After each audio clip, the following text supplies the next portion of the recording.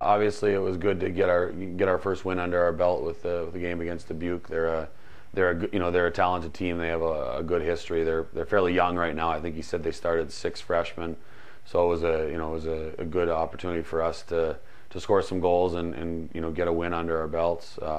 Obviously, a little disappointed with our loss at McAllister. They had graduated some significant players, and I thought we could take it to them. I didn't think we played our best, not to take anything away from McAllister, but we learned some lessons there. We learned a little bit from our game against Dubuque and put them into play against Carleton. Went up early against Carleton, and but then gave one back right away, which was a bummer. And we learned some more lessons there.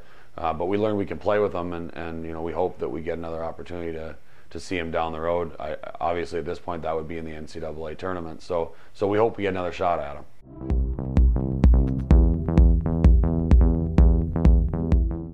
We do have a very talented group of young players. Obviously, we've got some good seniors, but there are a few of them, and so we've got a pretty talented core of juniors and then sophomores and freshmen. Obviously, we've got a couple freshmen that have stepped up and are seeing some time, which is excellent. So, playing 3 games in 5 days was tough. I think they learned a little bit there about how to deal with playing big minutes and playing against tough competition, and I think that we progressed pretty well, and I hope it'll help us going forward into this weekend.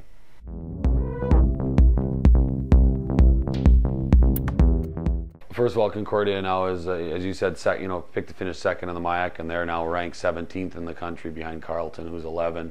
So we're excited about another opportunity to play a nationally ranked team and show what we're capable of.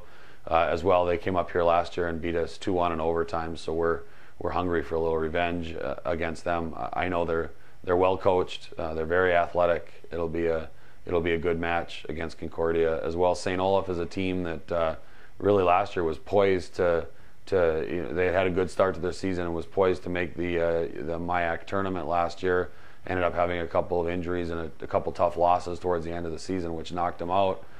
So they're a team that could have, last year all 4 teams that made the NCAA or made the MIAC tournament made then the NCAA tournament. So they're a team that very easily could have been in the NCAA tournament last year.